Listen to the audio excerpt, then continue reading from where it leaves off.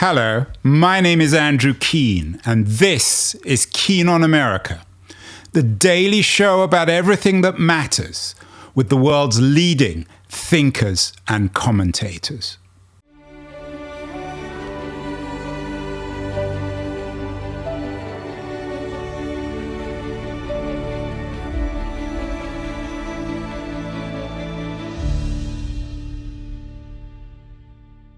Hello, everybody. As 2025 winds down, what summarizes the year in economic terms?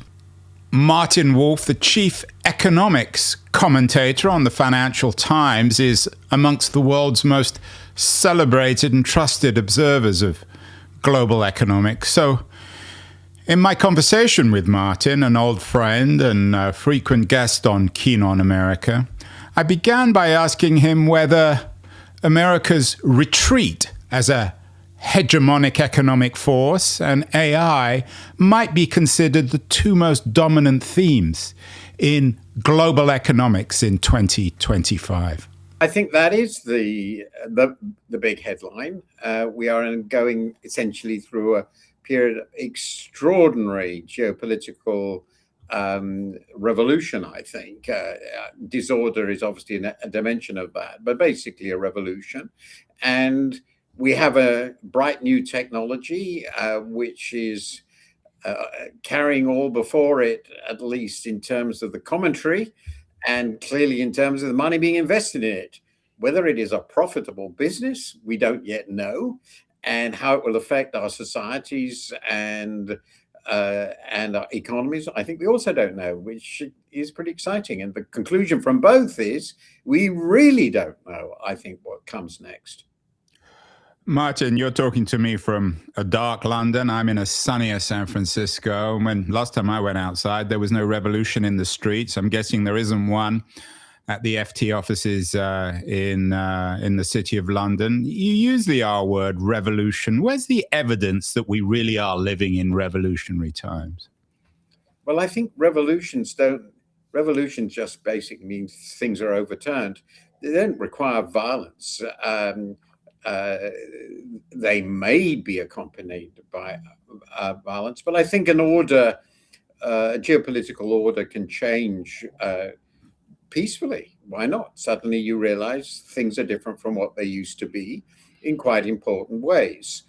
So I think this is a relatively slow motion upheaval, at least so far. The main participants, I think all the participants, with the possible exception of Russia, are really not interested in war at all, either domestic or international. So it looks quite possible that it will be peaceful in the sense that it won't actually mean blood in the streets. But at the end of it, trade relations might change, economic relations might have changed, who is in charge might have changed, political orders themselves might have changed. In fact, it seems to be pretty obvious they are changing. So an upheaval without mass violence is probably a relatively pleasant upheaval, relatively pleasant, but it's still an upheaval. What are the historical analogies then for what happened, what is happening in 2025? And I'm sure you will argue what will continue to happen in 2026. Well, first, before I answer that, at this stage, it's quite difficult to know what is a good analogy, because we have no idea where this ends up. But I think, to me, it feels as though, and the time periods are quite different, since 2007-8, which I think was a crucial period, the global financial crisis, we've been going through a very slow motion version of the interwar period, and of successive economic and political upheavals, and in which the world order changed really very, very profoundly, but it wasn't quite clear how much it had changed until after World War II, and please God we don't end up with the equivalence of that. But that's what I think is going on. Economic events have combined with political events to to make quite clear the end of the old pre-First World War liberal economic order, which Keynes famously wrote about in The Economic Consequences of the Peace, and the birth of something new, but we didn't know, of course, in the 1930s what that new order would turn out to be. So where are we then, if the analogy is the interwar period? Are we still in the Roaring Twenties? Well, I think we are. No analogy is perfect, so we didn't start with a world war, thank heavens, that as theirs did. Economically, it's as though the Great Depression. We didn't have a Great Depression, but a very deep recession and the COVID crisis, which sort of collapsed together in a sense in making this comparison, has been followed by the Roaring Twenties, and of course it also came after what was really the Roaring '90s. So we've had two big periods of booming stock markets related to technological transformations. But we've also seen, and that's the other dimension of this sort of very loose parallels, political change, profound political changes. So I think in a very different way, Donald Trump, particularly second arrival, is as revolutionary politically for America and potentially the world as FDR was. FDR changed America profoundly, creating the post-war order. His successors created the post-war order. Donald Trump is dismantling that order. What will follow it is quite unclear, but I think it's this combination of economic change, with technology very important in the 20s and 30s, really important, and the economic and technological changes now interacting with political transformation that makes it feel as comprehensive, if you like, a set of changes as that time. I'm not making any stronger parallels, but it's not business as usual. This seems to me very, very clear.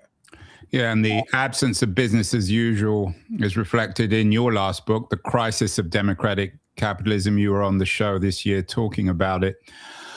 It's interesting, Martin, that you compare Trump with FDR in a sort of metaphorical sense, at least. We did a show earlier this week, actually, on that, suggesting that Trump, like FDR, sought much more presidential power. But making the analogy with the interwar period, I wonder whether one could compare Trump or Trump's America with Harding's America, and the level of corruption and the potential for some sort of major Teapot Dome style scandal that will bring the regime down.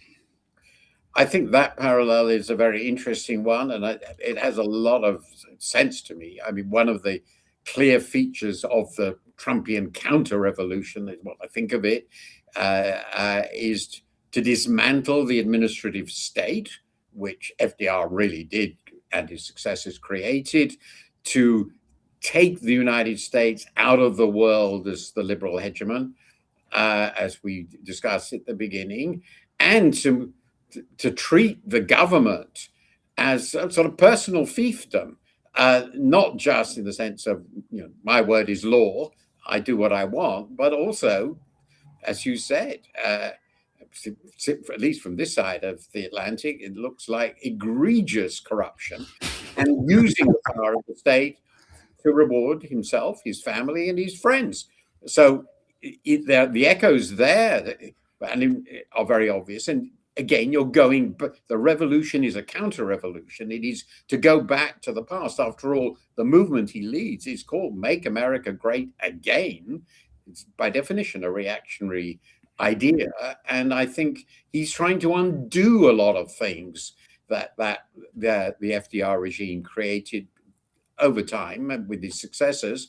And but to do so, of course, he has to exercise an enormous amount of personal power. So in that sense, there is an obvious parallel, but the direction is very different, and what he's trying to create is very different. And if there is going to be another Teapot Dome level corruption scandal associated with the Trump administration, it probably will be associated with crypto, won't it, Martin? Well, it's certainly plausible, though there seem to be so many opportunities. And I don't know what would really cut through politically in America anymore. I don't think I understand any of that at all. When you But say you don't understand it politically or economically, I I, mean, are I you? I don't understand what would make Americans shocked. Because obviously, for a scandal to really make a difference, I've just been listening to an American who teaches here in Oxford, who's just producing a book on this very question: when do scandals cut through? I think it's published next month. A man called, I think, Carl Pepper. Anyway, the point is that I what see. sort of scandal would cut through? I think it's pretty scandalous that, as far as I can see, the decision to allow NVIDIA's chips to be sold freely in China, which is seen as the great rival, where this is a crucial technology, seems to be all related to how much money is being raised. But obviously, crypto has the potential, if things go very, very badly wrong, to lose an enormous number of people, an enormous Yeah, amount. I think there's a sort of the patrimonial quality. We've done some shows this year on the patrimonialism of the Trump administration. Exactly. The fact that the family is so heavily involved, the wife, the sons. What brought Harding down, of course, or what undermined his regime, was the corruption of his associates, and may have involved him or not. So there seems to be, just as the Trump regime is premised on a kind of reactionary patrimonialism, I'm guessing that if there is going to be a corruption scandal, it will be patrimonial. Yes, clearly. Well, there seems to be a combination, and I'm not an expert on these scandals. I've read quite a bit about them, but a combination of a coterie around him doing well, the promotion of the interests of some important American businesses, and the family. And it's sort of a complicated interrelationship here. And I would have thought, particularly, and this is why crypto is interesting, crypto looks to me the most plausible area where lots of relatively ordinary people might lose a lot of money. And that is likely to make people notice. And that might also be relevant. But what It'd be interesting to see whether Trump will throw his wife and his boys under the bus. Probably would. Let's talk more, Martin, about the comparison with the 20s. Of course, if we compare Trump to Harding, that's the pre-Great Crash. Lots of talk this year. Probably gets on your nerves these days on the bubble. Every day someone's probably asking you whether or not there's a bubble. If the comparison is with the 20s, how relevant is the Great Crash? I assume it hasn't happened yet. Well, we are not. We flirted with a Great Crash after the dot-com bubble. It was delayed then into the 87 to 89. So we've been in this sort of territory. The big difference, and we don't know how this will ultimately play out, is that our governments, and I mean this on both sides, Democrats and Republicans and elsewhere in the world, have got very, very good at using the central bank to pour money into the system to prevent great crashes, and fiscal policy too. So as long as that's the case, I don't think another great crash is plausible. It's far more likely to be a long lingering consequences of yet another big stock market crash. But the Great Crash example, that required so many things to go wrong. Now, is that impossible? No, because we know that the government is flirting with territory. I don't think it's anywhere near there, where basically people might start deciding we want to flee from the dollar. We just don't think your money is safe anymore, and we don't want to invest in your money. If that happens, the degrees of freedom of the US government will be substantially curtailed, and managing a great crash will become difficult. But I don't think we're anywhere near that yet. As long as they can still rely on the printing press, and I'm taking for granted that who will next be the next head of the Fed will be very very clearly there to use the printing press if necessary. I think they are very unlikely to have a great crash. A great inflation seems to me somewhat more plausible. You've been pretty pessimistic in terms of your columns. I think you were on a show earlier this year in the summer talking about the coming fall of the US economy. You've talked about the damage that Trump's tariffs will impose on the world. But has it been such a dark year for the global economy in 2025? It seems as if there hasn't, certainly the US economy hasn't fallen. And there doesn't seem to be that many there's that much self-evident proof of the damage of Trump's tariffs, or am I wrong? I don't even remember what I said in the interview with Yasha Monk. I can never remember what I said in podcasts. Well, his title said that you were talking about the coming. I'm not.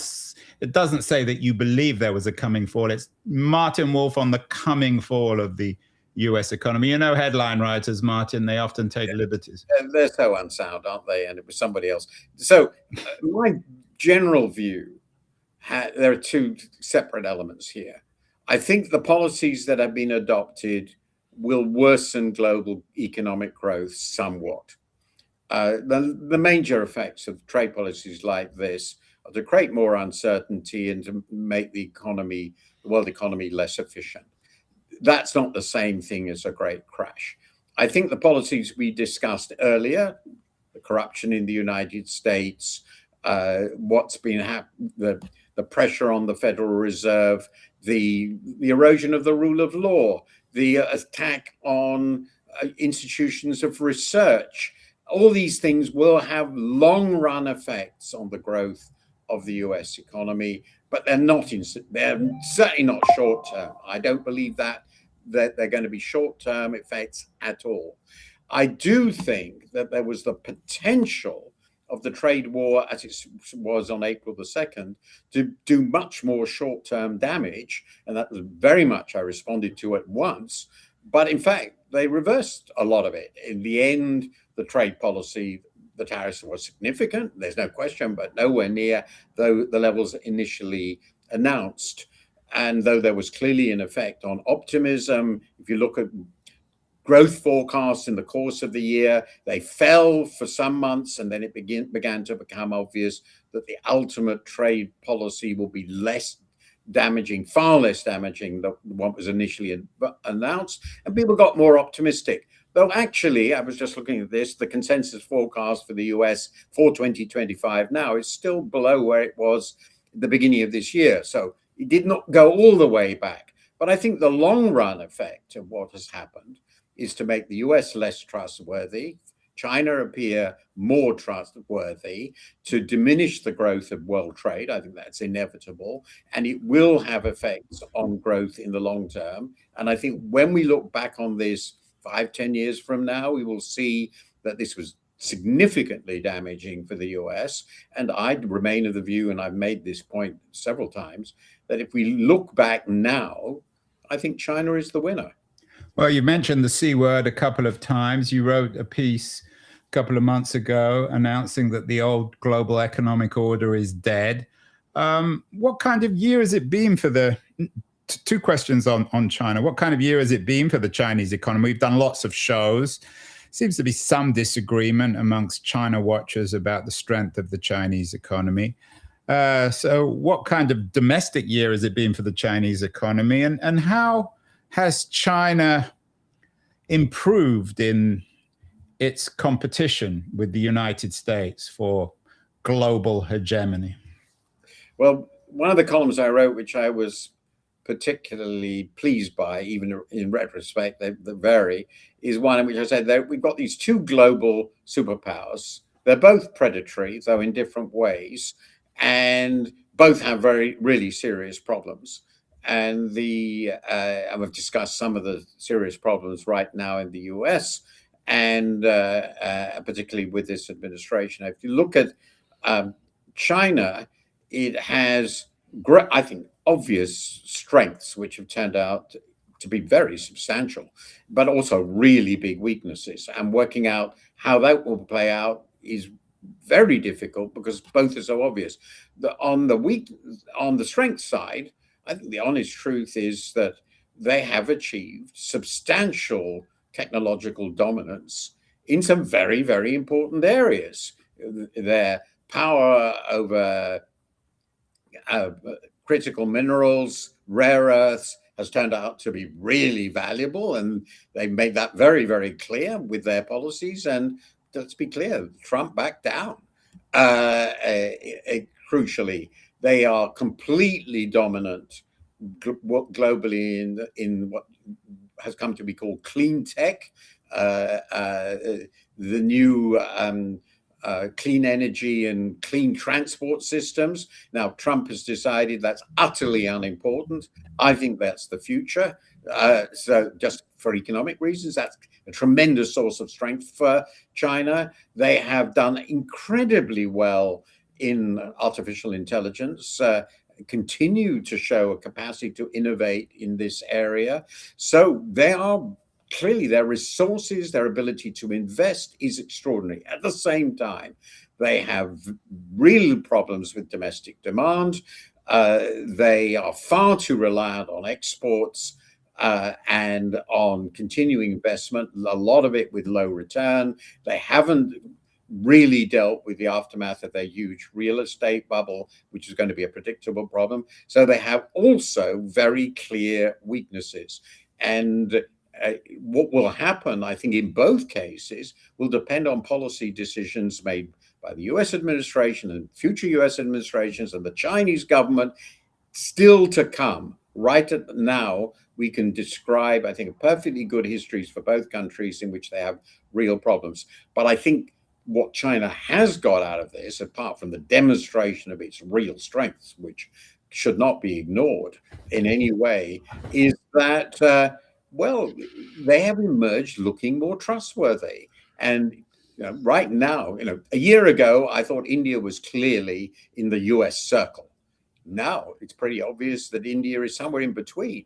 And India is going to be and continues to be the fastest growing large economy in the world. So I think in terms of the great, if you like, the geopolitics of where we are, China comes out as a relative winner. The US is a relative loser. And the very fact that it keeps telling us that what it really cares about its relations with South America, which really has very little geopolitical importance compared to Asia, underlines for me that the Chinese are looking pretty comfortable if they don't screw it up completely.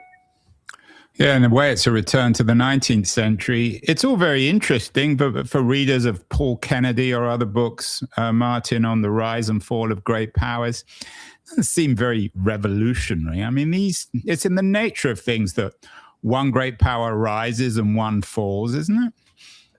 Well, as I said, it's counter-revolutionary. There was an idea of what had happened since the Second World War, that the United States was the leading power of a coalition of liberal democracies.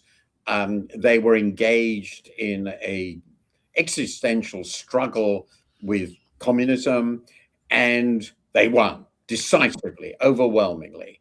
And at the end of that, their system of government, democracy, and their system of economics, free trade, liberal market economy, was triumphant, and we were living in the unipolar moment. And you will remember that was the case, and it wasn't much more than 20 years ago. The end of history, blah, blah, blah, right?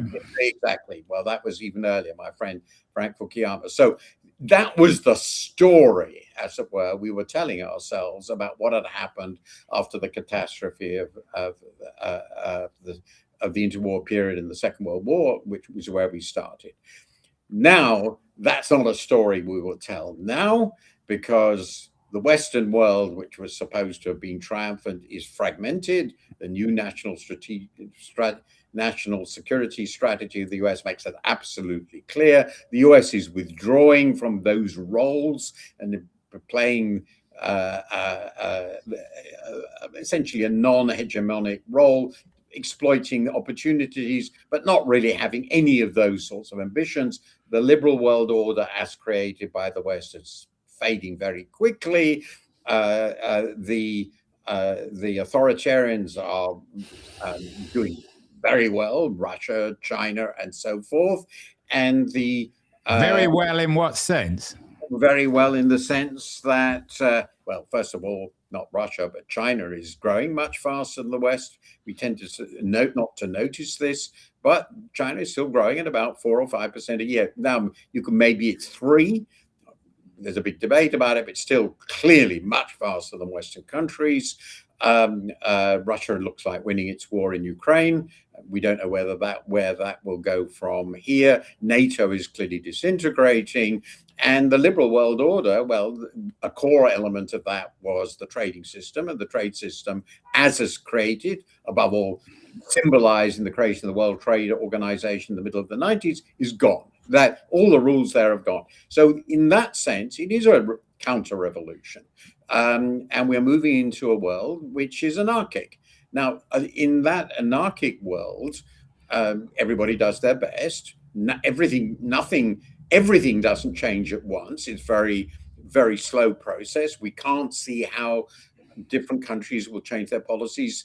Will they move away from the dollar? I think they will, but slowly with difficulty. But it's not going to be quick. We're moving to a long-term period of relative disorder. And the counter-revolution consists of a move from what seemed an orderly system of relations among states built around broadly defined liberal ideas into a world, as you said, of 19th century great powers, anarchic, amoral, patrimonial, and the full implications of that we can't possibly know, because the very nature of this change is a series of adjustments to the disorder in which countries find themselves. That is a counter-revolution, but the counter-revolution can go at any speed you want to imagine. I think it looks at the moment as though it'll be very slow, but of course it could quite suddenly accelerate if there's some big event, which at the moment we can't imagine. And history repeats itself in some ways, of course, but in other ways it doesn't. You've written extensively over the year on the challenges and problems with the power of tech platforms. There's no equivalent of the power of companies like NVIDIA and Google and even OpenAI in the 19th century, or even in the interwar period, whereas the American economy seems to be, if not in crisis, certainly not at its greatest strength. These big 7 companies make up whatever the numbers are, some astonishing number, not just of the US economy, but of the global economy. How does that change everything? And has that been another of the more salient economic features of 2025, Martin? The continual power driving Wall Street, driving the AI revolution? I think that this is really fascinating. I mean, if you're a good Marxist, you would say, well, it's always been like this. I was thinking immediately, so there are separate elements of this. First of all, periods of vast corporate power are not new. They're just different corporations. And the most powerful company in the world in the late 18th and early 19th century was the East India Company. And the East India Company took over the whole of India, which you have to admit, which was a huge, pretty big deal, yeah. And Dalrymple has been on the show. He has that excellent book on the East India Company. So none of these tech companies have yet, though they've got getting close to it, taken over a whole country. We'll come to that in. They could if they wanted to. It's just not in their interest. We'll get to that. But I think in the heyday, I can still remember more or less. I was born a little bit afterwards, but the line that what's good for General Motors is good for the United States. There were very dominant companies in the automobile industry in the middle of the 20th century. There were, of course, some extraordinarily powerful financial institutions as well. So I don't think it's that new. What is different, it seems to me, well, different-ish, is you've got a group of companies which dominate frontier technology, huge companies. So if you compare it with the dot-com boom, most of the companies engaged at that time were actually very small. The we didn't have dominant tech companies in that way. None of them had the role this group of companies has. So we've got companies that have already existed, with few exceptions, for quite a long time. They were already gigantic, and they're now moving into a new technology, putting vast resources into it, which people believe will be transformative. That combination of being at the frontier of technology and also already gigantic is, at least to me, somewhat new. And I think that that's the first thing. And the second element is obviously because of the nature of the American government of today and the personalities involved, they have extraordinary influence on public policy. My colleague Ed Luce wrote a column this week, seems to me correct, that if you think of the Trump administration as a war, as it were, between the MAGA base and the broligarchs, the brotherhood of that runs the tech sector. Well, it looks as though the latter is in charge. And in the process, they've gained, of course, enormous influence over American policy, and the United States government is using its power to shape the world in the interests of these oligarchs. That combination of their huge existing resources, their position at the frontier of new technology, and their control, apparently, over the most powerful government in the world is, I think, at least in the extent of it, new.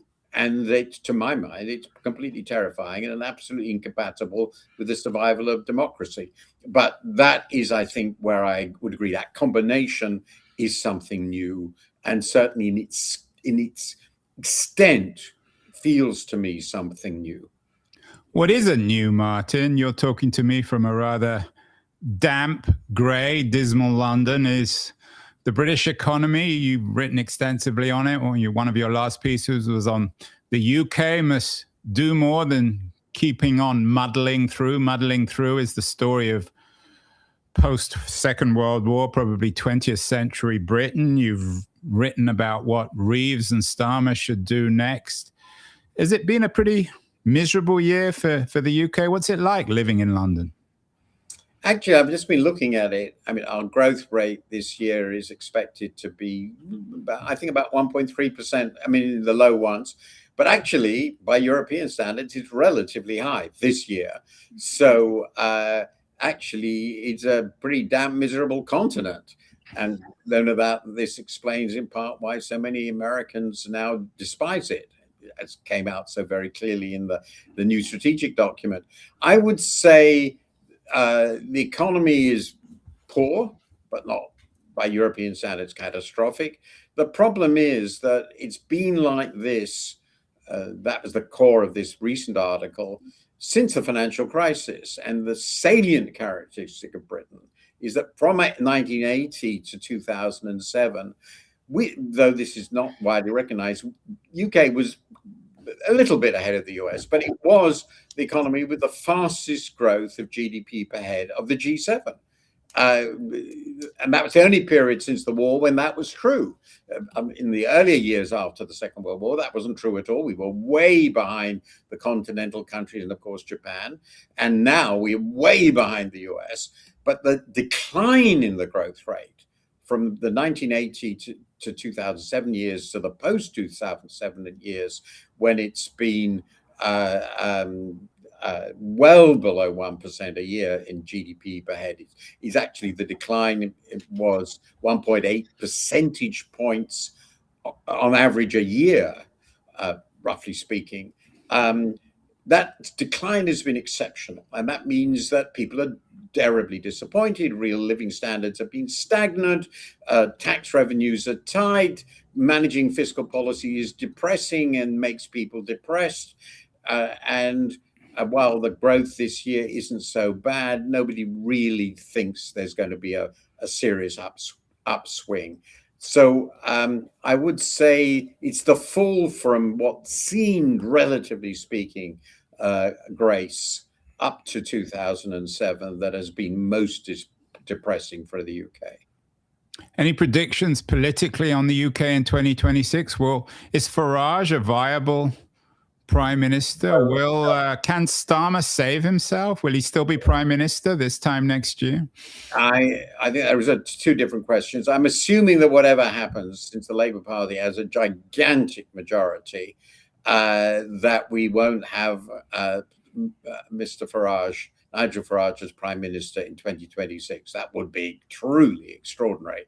The Labour Party would have to split completely and no longer function. I don't think that will happen. But my colleagues who follow these much more closely than I do think that there is a reasonable chance that as it becomes sort of more obvious that Labour is heading for a disaster, and which is what the polls suggest, that the party will, though they're historically been nothing like as ruthless as the Conservatives, will in fact turn on Starmer, which means Rachel Reeves will go too, and we'd have a new leader, probably more left-wing leader. Most people are talking about Angela Rayner, former deputy leader. Then there's the question of when we get to the next election, which is certainly going to be further ahead, will it be Nigel Farage who wins? I really don't know. I find it very extraordinary because his one signature policy has been Brexit. And as I pointed out in many pieces, Brexit has been a disaster for Britain. But it's possible, it is possible that in the Conservative Party's riven, weak, desperately unpopular after a long period of poor government, everybody's had enough of Labour. Well, maybe we will end up with Nigel Farage. I think it would almost certainly be a disaster, but that's some years ahead. But if I were told that a year from now, Keir Starmer is no longer prime minister, I wouldn't be surprised. I'm not predicting, but I wouldn't be surprised. People have had enough of the politicians they now have. I understand that even in Trump land, as it were, Mr. Trump is getting less popular. People sort of don't like their leaders right now. Martin, and former British Prime Minister Harold Wilson famously said that a week is a long time in British politics or in politics.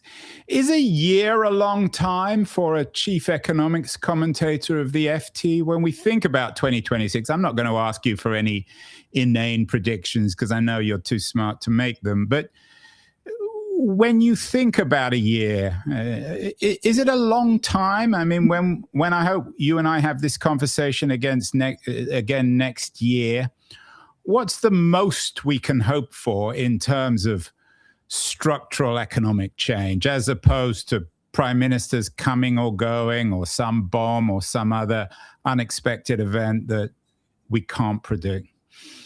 I have a line which I don't think I've ever written, but I use it sometimes, is that the really important thing to understand about economies is that they don't crash upwards. So if you think about it, it's easy enough to think of crisis events that actually affect the economy very, very quickly. So a pandemic, we've seen that. A war, a really big war, would affect an economy very quickly.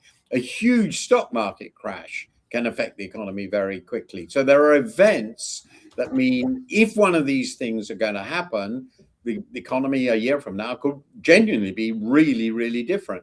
The problem with that is these sorts of events are really unforecastable. You can say there are certain possibilities, but you can't say, I promise you that not at least credibly, that in June there'll be a stock market crash and it'll lose half its value.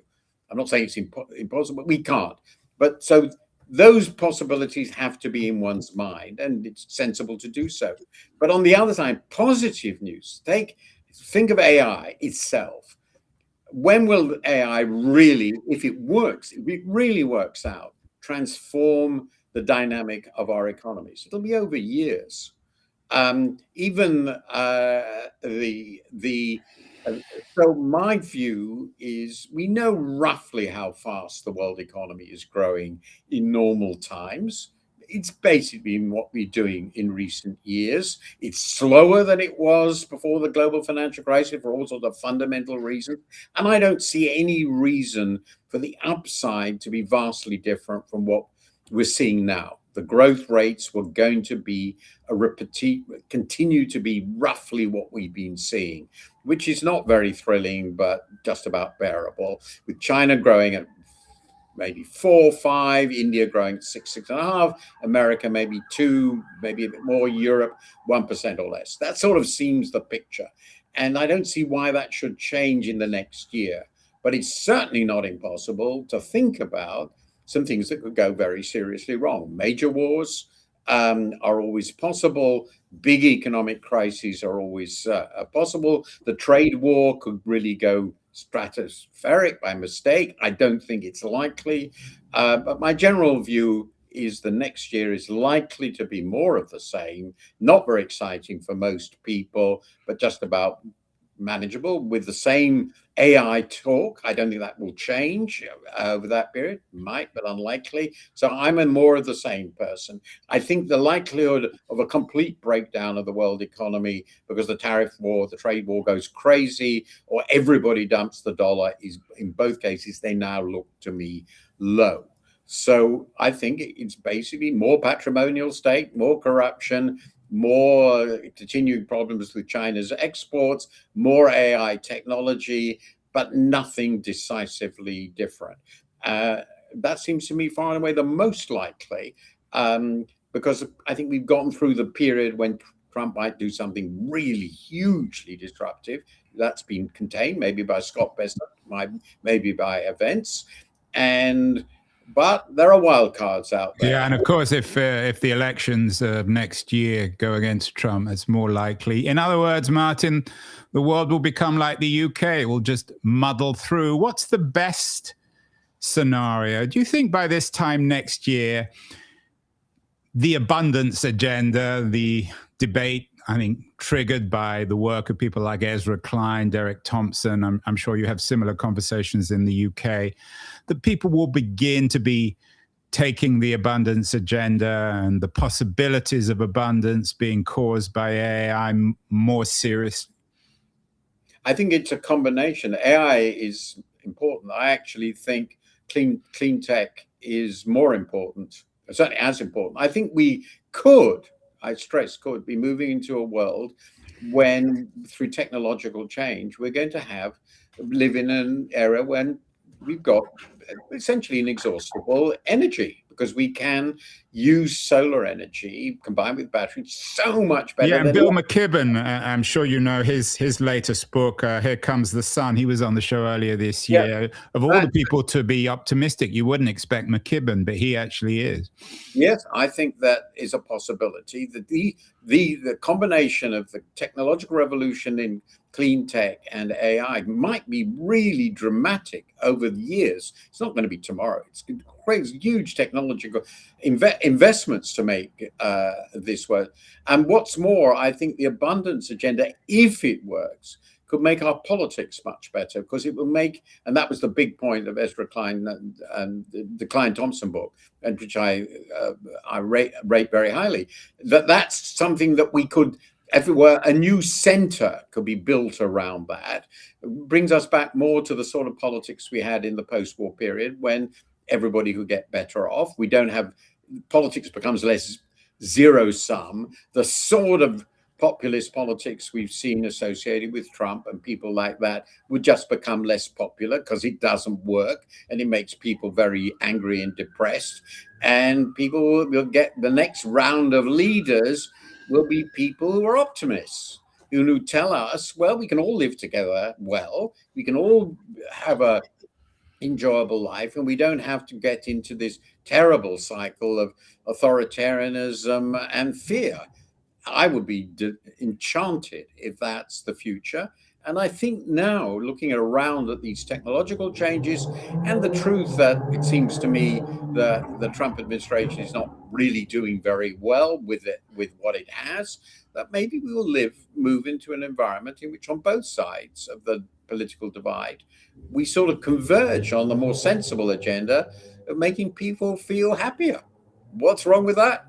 Well, Martin Wolf, I can, maybe the headline will be Martin Wolf says 2026 will be more cheerful. I know you do a show with Paul Krugman, who always seems particularly miserable economist. You did a show recently about the misery of men. So is it possible then we'll be a little bit more cheerful, Martin, by this time next year when you and I talk again?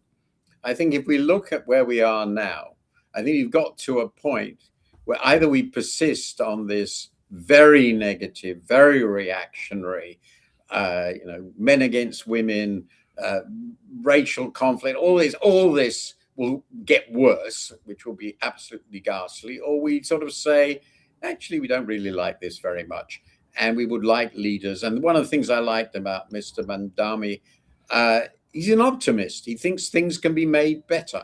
And that's the sort of politics I would like to see. It was the politics of my childhood and early adulthood in the 50s and 60s. And I see no reason why that shouldn't happen. And maybe, as you say, the midterms will be the beginning of that.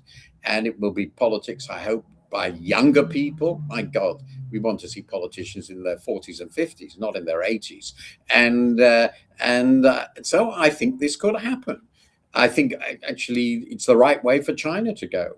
Yeah, maybe comparing the appropriate comparison with FDR is Mandami. Well, on that very cheerful note, Martin Wolf, the chief economics commentator of the Financial Times, one of the wisest and most sensible men in the world. Happy New Year, Martin. A healthy New Year as well. And we will talk in the new year. Enjoy your time off. I know you're a big Italy lover. Enjoy your holiday. And we will rely on your wisdom for 2026. Thank you so much. It was very enjoyable. Thank you.